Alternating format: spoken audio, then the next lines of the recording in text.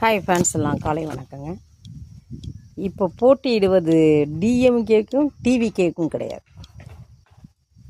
நாம் தமிழருக்கும்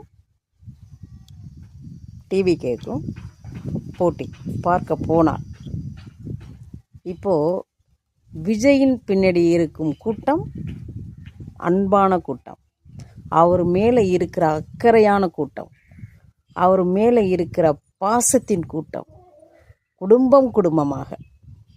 ஓகே, சீமான் என்பவரும் அருமையான மனிதர்.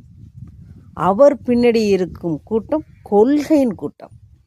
ஓகே, தப்புகளை தட்டி கேட்கும் கூட்டம். நம் தமிழர்களாக வாழ்கிறது அதை அடிமைகளாக உடைத்தெறிந்து நாம் ஆள வேண்டும், தமிழனாக எங்கிருந்தாலும் தமிழன் ஆள வேண்டும் என்பதை தன் உரிமைகளை தட்டி கேட்கும் கூட்டம். இப்போ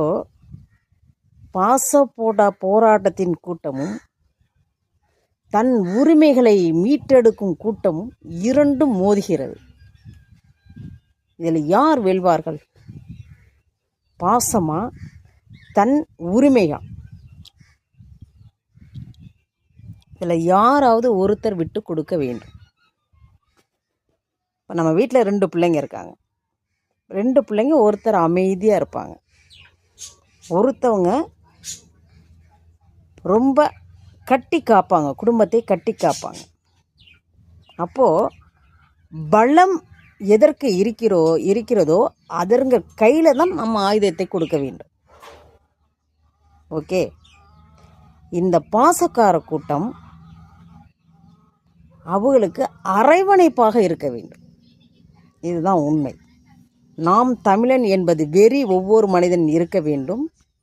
நம் பிரச்சனைகளிலிருந்து தீர்வு காண்றதுக்கு நாம் அந்த தைரியமான வீரன் பின்னாடி நாம் ஒரு தூணாக நிற்க வேண்டும். இந்த விஜயின் அன்பான கூட்டம்.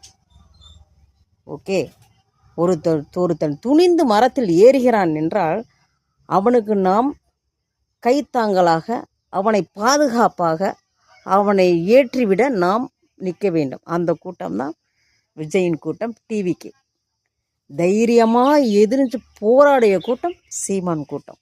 ஓகே, இது 2 மக்களுக்காக தான். ஓகே, புரிந்து கொள்ளுங்கள், சப்போர்ட் பண்ணுங்கள். ஓகே.